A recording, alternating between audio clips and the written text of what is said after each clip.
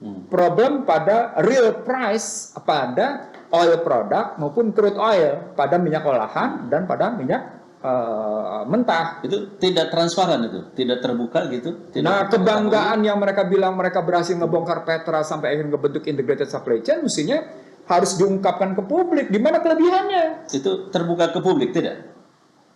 Kalau terbuka ke publik, saya nggak minta audit investigasi deh.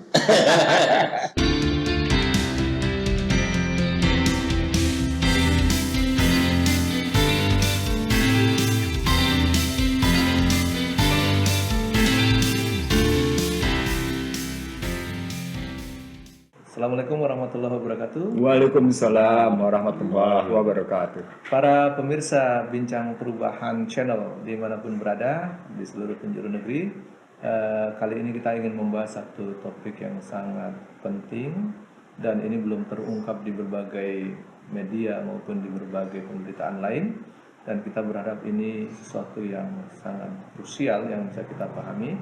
Dan ini terkait dengan isu terbaru, yaitu masalah kenaikan BBM kita yang tentu memberatkan publik. Dan sudah hadir di hadapan kita, bersama kita ada ahli ekonomi kita, Dr. Ihsanuddin Nursi. Assalamualaikum Bang. Waalaikumsalam warahmatullahi wabarakatuh. Insyaallah, amin. Insyaallah. Juga ada Dr. Rahmat Kurnia yang juga membersamai kita. Kita akan berbincang-bincang santai, namun kita berharap ini memberikan muatan pencerahan yang berbobot, dan tentu ini bisa memberikan warna kebaikan bagi negeri ini. Baik Bang, ini kan selama ini kita membahas tentang BBM naik, rakyat susah, tetapi susahnya seperti apa dan kenapa harus naik? Nampaknya banyak hal yang belum terbuka. Dan ada suara-suara yang ingin bagaimana cara kita bisa tahu kenapa sih BBM naik, berapa sih sebenarnya harga pokok yang kita perlukan untuk bisa membayar 1 liter harga BBM itu misalnya. Nah, apakah memang ini perlu supaya rakyat itu tahu, publik tahu, perlu dilakukan bahasanya perlu dilakukan penelusuran lebih jauh, atau kalau bahasa lain ada istilahnya audit dan seterusnya, atau audit kepada semua pihak supaya bisa terang benderang. Dan ini kan sebenarnya supaya menunjukkan kejujuran kita di depan publik itu bagaimana. Nah, mungkin di sini perlu kita membahas dengan Bang Nursi. Kita ngobrol aja ya, santai aja ya Bang. Insyaallah. Ya, okay.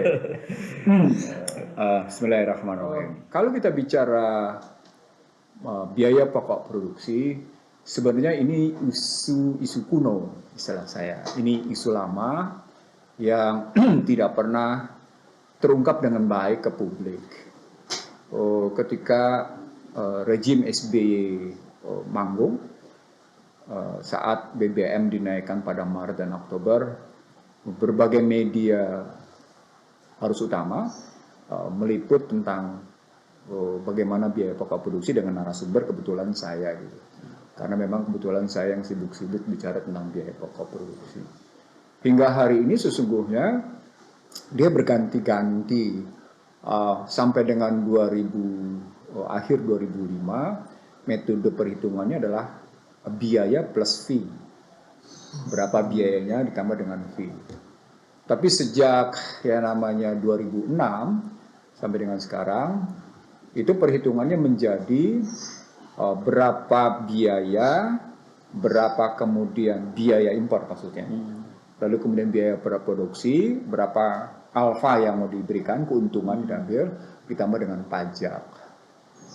Nah, itu kejadian sesungguhnya terus berlanjut sampai dengan 16 November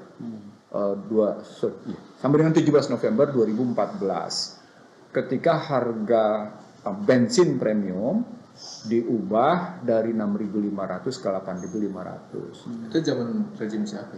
17 November itu berubah dari rejim SBY ke rejim Jokowi. Dalam pandangan saya, perubahan 6.500 ke 8.500 itu karena hasil lobby Bank Dunia. Karena Bank Dunia pada bulan Maret 2014 dan bulan Oktober 2014 itu selalu melobi agar harga BBM itu dilepas ke pasar. yang mereka sebut sebagai reformasi struktural di bidang energi. Jadi bahasa mereka reformasi struktural energi. Maka berubahlah 6.500 ke 8.500 yang harganya pasar. Tapi kan problemnya harga minyak dunia selalu berfluktuasi. Terutama karena kekalahan perang dagang Amerika mengakibatkan harga-harga itu terus mengalami fluktuasi yang tidak karu-karuan. Terutama ketika 2008 perang dagang itu memuncak gitu ya, harga minyak menjadi $147 per barel. Dampaknya ke Indonesia terkena. Indonesia terkena dua. Dampak dari kenaikan harga energi dan kemudian juga dampak dari kekalahan perang dagang berujung pada dampak nilai tukar. Dalam tesis saya ulang, dalam tesis saya, turun naiknya harga minyak internasional tetap melahirkan masalah bagi Indonesia. Itu kenapa, Bang? Nah, kalau ini menarik. Kenapa kalau harga minyak turun masalah buat Indonesia? Kenapa kalau harga minyak naik harga minyak dunia naik juga masalah? Karena kita sesungguhnya sudah menjadi negara net importer. Produksi terus menurun, konsumsi terus naik. Nah, upaya untuk memenuhi kebutuhan dalam negeri yang disebut dengan ketersediaan, availability, gitu ya. Konsepnya konsep ketahanan energi nih, konsep WTO, konsep Badan Perdagangan Internasional, Organisasi Badan Perdagangan Dunia. Kita menggunakan 4A, ketersediaan. Nah, ketika bicara ketersediaan, availability itu, pertanyaan besarnya menjadi Pertamina pakai model apa? Apakah pakai model market spot, harga di pasar seketika saat itu, atau kontrak jangka panjang, atau kontrak jangka menengah? Nah, di era Joko Widodo mereka bangga dengan mengatakan pembubaran Petra. Mereka ganti dengan integrated supply chain. Kalau kita bicara perubahan itu, maka persoalannya besarnya menjadi ketika masuk ke dalam situasi harga minyak turun, saat yang namanya Amerika secara luar biasa mengubah negaranya dari negara yang punya ketergantungan import minyak dari 5 negara menjadi negara yang menjadi net exported karena keberhasilan teknologi shale oil dan shale gas gitu ya. Maka harga minyak itu sampai bahkan pernah mencapai $25 per barel. Sangat rendah ya. Sangat rendah. Toh Indonesia juga punya masalah. Kenapa? Karena tidak mengikuti harga turun. Pas harga dunia turun, Indonesia tetap aja bertengger di atas. Tetapi kenapa? Karena tadi kita net importer oil. Pada saat yang sama, kita tidak melakukan pembaharuan, tepatnya revitalisasi pada kilang. Padahal teknologi kilang terus mengalami perubahan. Kita mengalami terus begitu tanpa perubahan. Dalam bahasa yang lain, kemampuan produksi juga menurun gitu kalau kita melihat. Nah, artinya ketika kita melihat dalam situasi sekarang, ketika harga minyak kembali lagi menjadi senjata bagi Amerika untuk memukul berbagai belahan dunia, walaupun kemudian dia turun juga, misalnya karena perang Ukraina misalnya, di mana Rusia tetap memasok dan kemudian Amerika mengancam siapa yang membeli minyak dari Rusia atau gas dari Rusia akan terkena sanksi ekonomi misalnya. Maka Amerika sesungguhnya sedang memainkan harga minyak, walaupun kemudian beberapa bulan lalu, tepatnya saya lupa sekarang bulan September, sekitar bulan Agustus gitu ya, Joe Biden datang ke Arab Saudi, ketemu Muhammad bin Salman untuk meminta agar menurunkan harga dan memainkan pasokan ke panggung internasional. Apa poinnya? Agar harga minyak tidak terlampau melejit. Karena dengan kekurangan pasokan dari Rusia dan Rusia tidak memasuk ke Uni Eropa, itu harga melejit gitu, naik ke atas. Nah, agar tidak terjadi, Amerika minta tolong pada kerajaan Saudi Arabia agar terjadi peningkatan pasokan sekaligus penurunan. Terjadi penurunan harga, tetap bermasalah juga bagi Indonesia. Jadi naik bermasalah, turun bermasalah. Jadi buah si malakama ya. Nggak.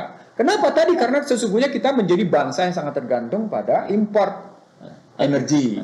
Kembali ke itu, Bang. ke yang harga itu ya, Iya. kaitannya dengan impor. Iya. Itu kan tadi katanya untuk menentukan biaya jual harga pasar itu kan biaya pokok produksi ditambah fee. Iya. Nah, apakah itu berjalan terus seperti itu atau ada titik misalnya ditentukan hanya ditambah harga tertentu aja, lalu apakah kita tahu harga impor sebenarnya seberapa dan seterusnya bisa Jadi kalau kita ambil kembali lagi ke dalam perhitungan biaya pokok produksi, itu bisa kelihatan berapa harga impor.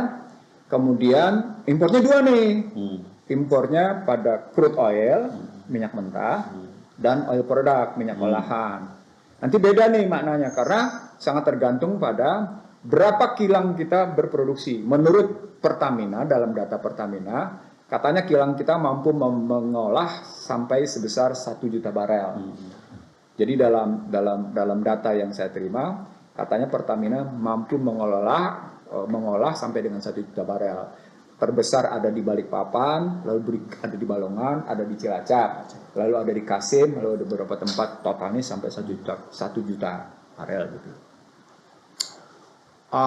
Padahal kebutuhan kita mencapai 1,4 juta barel konsumsinya. Ada defisit. Defisit berarti 400.000 pada minyak olahan. Nah sekarang berapa kekurangan kita pada minyak mentah, crude oil? Nah, itu artinya pertanyaan besarnya si refinery ini, si kilang ini mendapat pasokan dari mana? Pasokan dari domestik berapa? Pasokan dari luar import berapa? Gitu. Nah, apakah produksi yang dicanangkan dalam APBN, target APBN? Saya nggak bilangnya asumsi nih, saya bilangnya target. Karena faktanya kita terus-menerus menurun dari 1, juta barel, sekarang akhirnya cuma tinggal 616.000 gitu ya. Kalau dari target 616.000 kita buletin aja deh 600.000 gitu ya, 600 ribuan. Itu berarti kita mesti mengimpor 800. Gitu, mengimpor 800 masuk untuk masuk kilang kita mesti dapetin 400 supaya terpenuhi. Lalu kemudian yang berikutnya 400 kita datengin yang namanya oil product. Dari sana sesungguhnya kita punya problem pada real price pada oil product maupun crude oil, pada minyak olahan dan pada minyak mentah. Itu tidak transparan, itu tidak terbuka gitu. Nah, kebanggaan yang mereka bilang mereka berhasil ngebongkar Petra sampai akhirnya ngebentuk integrated supply chain, mestinya harus diungkapkan ke publik di mana kelebihannya, di mana makna bahwa Anda sudah berhasil menutup Petra lalu Anda ganti dengan integrated supply chain. Apakah harga belinya menjadi lebih murah, lebih baik? Apakah dalam bahasa ekonomiknya logic price, reasonable price, auditable price, accountable price? Itu terbuka ke publik tidak?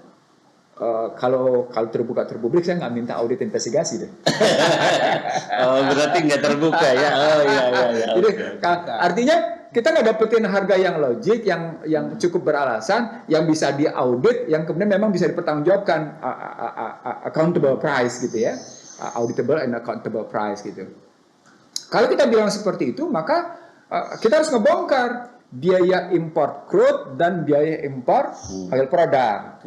Itu yang pertama. Kalau kita bicara kemudian karena juga kita bicara yang import, maka pertanyaan berikutnya, bagaimana dengan minyak yang dihasilkan sendiri? Itu pun harus dibongkar pada format yang pemisahan atas produk, split sharing namanya, pemisahannya dibagi, berbagi hasil gitu ya. Bukan lagi bagi hasil pada sharing contract, tapi split contract sudah dipisahkan. Ini biayanya berapa nih dari minyak sendiri? Itu juga nggak diketahui. Nggak jelas juga sampai dengan sekarang gitu. Nggak diketahui. Jadi artinya audit itu sampai saya gitu. Jadi audit import crude, audit import oil product, audit biaya untuk pengisian minyak, audit pendistribusian. Audit pendistribusian. Kemudian audit yang namanya pada nilai alfa. Jadi karena mereka bilang ini berapa, alfanya itu adalah keuntungan. Jadi mereka menentukan pertama alfa itu 14,4%, lalu turun 9%, lalu turun 8%. Menurut saya ketika bensin premium sudah tidak ada, nyaris tidak ada, real octane number 88 itu tidak ada, menjadi Pertalite, menjadi 90 ya, 89-90 ya, let's say begitulah posisinya. maka berarti yang kita datangkan statusnya sebagai crude, minyak mentah, itu memerlukan chemical, Ya. juga memerlukan penyimpanan. Nah, itu bahasa sederhananya, dari total 1 barel dikurangi dulu 15%, 15% nanti ini bisa hasil aspal segala macam gitu ya.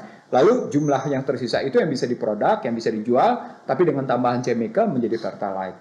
Contohnya gitu-gitu.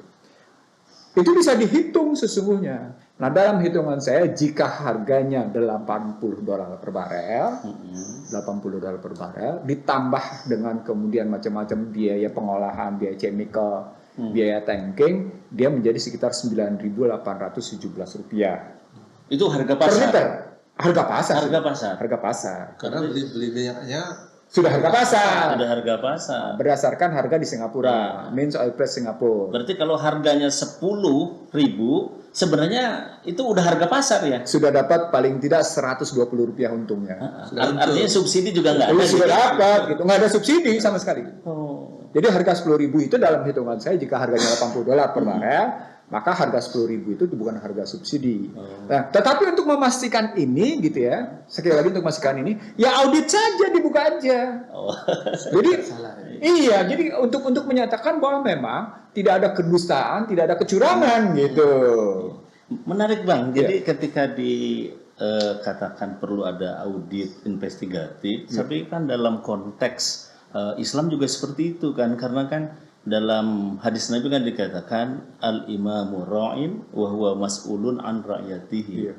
Imam itu kan pemimpin itu kan dia ra'in ya. Dia harus melakukan riayah, pengayoman terhadap rakyat, dan bukan hanya riayah, dia juga harus mas'ulun an ra'yatihi. Dia harus bertanggung jawab terhadap apa yang dikelolanya itu. Nah, barangkali dalam konteks ini ya, permintaan pertanggungjawaban itulah salah satunya adalah audit investigatif, barangkali begitu ya Bang. Lebih tepatnya tidak ada dusta. bukan. Tidak ada kecintaan pada bangsa negara jika tidak menjalankan sumpah jabatan. Tidak ada kecintaan tanpa kesetiaan. Jadi artinya tidak ada wujud sumpah jabatan tanpa kecintaan pada bangsa negara. Tidak ada kecintaan pada bangsa negara jika tanpa kesetiaan. Jadi cinta itu dibuktikan dengan setia. Setia pada sumpah jabatan, Sumpah jabatan. pada keinginan berdasarkan amanah konstitusi. Apa itu? Perlindungan terhadap segenap tumpah dari bangsa. Lalu kemudian mencerdaskan dan menyejahterakan. Lalu berikutnya menarik di sini, kalau pakai ukuran-ukuran itu, membangun keyakinan kepada pengikutnya bahwa perjalanan ke depan adalah benar. Apa itu? Keadilan. Sikap yang adil, sikap yang bijaksana, sikap yang mendamaikan, sikap yang menenteramkan kehidupan gitu. Jangan menimbulkan gejolak. Apa poinnya dalam bahasa ekonomi?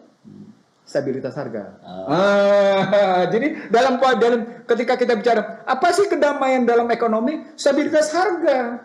Karena stabilitas harga dalam cara berpikir Bung Karno sekalipun sudah menyatakan pentingnya. Jadi ini jangan kaget kalau orang ngutip price stability is a public services gitu ya, sebagai jasa publik pemerintahan dalam teori barat. Ternyata Soekarno sudah duluan. Tapi ternyata hadisnya juga begitu menyatakan bahwa stabilitas harga itu adalah hajat hidup orang banyak gitu loh. Sama seperti itu gitu. Itu Jadi kalau 80 dolar per barel. Kalau minyaknya turun sampai 60 atau 70. Lebih rendah lagi.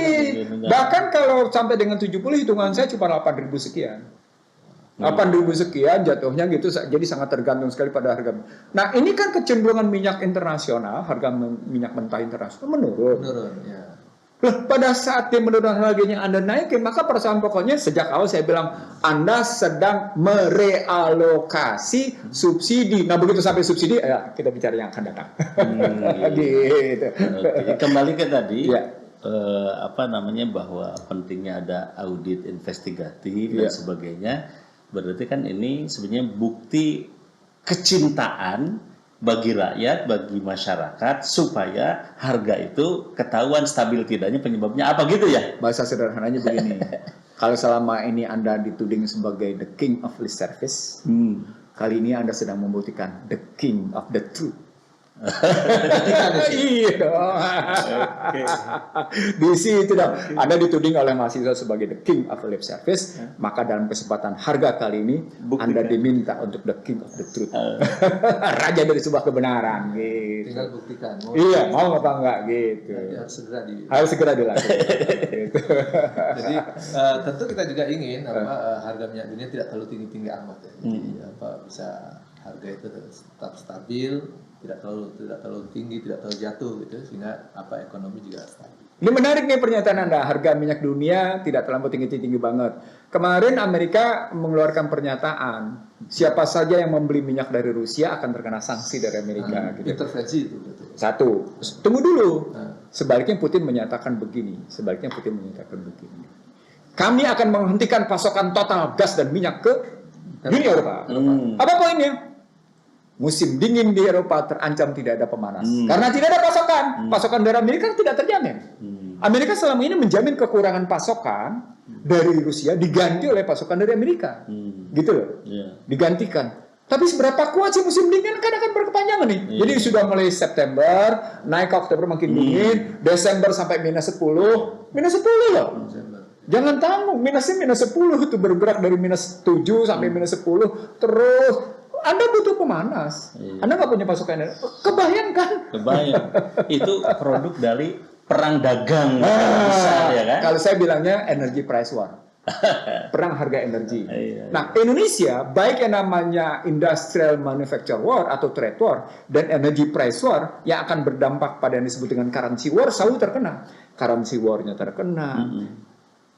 Trade war-nya terkena, energy price war-nya terkena. Itu berarti sesungguhnya Indonesia dalam lingkup yang namanya economic war gitu. Ngelihatnya.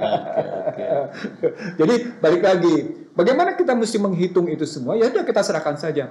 Yuk kita sama-sama pemerintah yuk agar menjadi the king of the truth. Caranya adalah lakukan audit investigasi pada yang namanya import minyak mentah, pada import minyak olahan, pada yang namanya pembiayaan minyak sendiri domestik, dan pada yang namanya biaya distribusi, sehingga harga akhir memang layak diterima oleh masyarakat, apakah itu sebagai harga yang disubsidi atau tidak disubsidi. Jadi jelas gitu loh posisinya. Dan kalau misalnya harga itu layak ya, murah katakan situ, diberikan kepada rakyat, ya itu kan sesuai dengan doa Nabi ya. Nabi itu kan ada berdoa, man waliya amra min hadhihi ummati syai'an farafaqa bihim farfuq bih. Wa man syaqqa 'alaiha fashfuq alaih. Barang siapa yang dia itu dikasih suatu amanah mengurusi urusan rakyat, urusan umat ini, lalu sayang, cinta kepada mereka, kata Nabi, sayangilah dia ya Allah. Tapi sebaliknya kalau menyusahkan, menyengsarakan, maka susahkanlah, sengsarakanlah dia. Nah gitu. Jadi mudah-mudahan begitu Pak. Ya, saya ingin mengatakan begini kepada pemirsa. Tidak ada ketentraman dan kedamaian pada sesuatu yang dibangun atas dasar kedustaan dan kecurangan. Tidak ada yang namanya kekokohan satu sistem kalau fundamennya itu rapuh, dan tidak ada yang namanya keyakinan perjalanan ke depan itu penuh dengan bekal yang memadai. Kalau satu sama lain itu saling melakukan delegitimasi, saling menyingkirkan, dan kemudian tidak membuktikan bahwa problemnya adalah pada kepemimpinan. Nah, itu berarti dalam konstruksi sekarang pun ini kesempatan. Kesempatan terbaik untuk membuktikan bahwa sumpah jabatan terbukti. Ya. Jadi terima kasih banyak Bang Sama-sama. Bang Dr. Rahmat Kurnia. Ya. Memang ini menurut saya wujud dari kecintaan kita. Amin. Insya Allah. Supaya nanti ada terwujud doa Nabi itu, Iya. pemimpin yang disayangi oleh Allah, Iya. dikasihi oleh Allah dan dicintai oleh rakyatnya sendiri. Amin, insyaallah. Nah, oleh karenanya Dan harus waspada terhadap pemimpin yang melukai menyesatkan rakyat. Betul. Jangan sampai. Didoakannya oleh Nabi. Jadi kecintaan ini menurut saya supaya pemimpin kita juga tidak didoakan, tidak kena doa Nabi yang disusahkan tadi dan dibenci. Oke. Jadi, ini wujud kecintaan kita mengingatkan baik tadi usulan untuk melakukan audit investigasi Ya. itu semata-mata untuk kecintaan kita supaya pemimpinnya jadi baik, rakyatnya juga jadi baik. Oke. Gitu Bang ya. Ya. Ya, makasih Bang. Sama-sama. Kita ngobrol sebentar, Ya. ringkas, Amin. sederhana, tapi Ya. benar-benar bermanfaat. Amin. Baik para pemirsa bincang perubahan dimanapun berada, Ya. kita akhiri forum kita kali ini. Ya. Ada satu hal yang memang ini sangat penting buat kita bersama, bahwa kita ingin pemimpin kita juga baik, rakyatnya juga baik, dan kita ingin ada kepercayaan di antara keduanya, yang satu saling mencintai dan mengasihi, Ya. dan adanya keinginan untuk audit investigasi itu sebagai wujud kasih sayang. Amin. Dan semoga kita akan menjadi negeri yang baldatun thayyibatun wa Wabarakatuh. ghafur. Amin, insyaallah. Dan kita akan ketemu di kesempatan Kesempatan, berikut ya. dengan topik dan perbincangan yang lebih hangat dan menarik. Amin. Terima kasih. Assalamualaikum warahmatullahi wabarakatuh. Waalaikumsalam warahmatullahi wabarakatuh.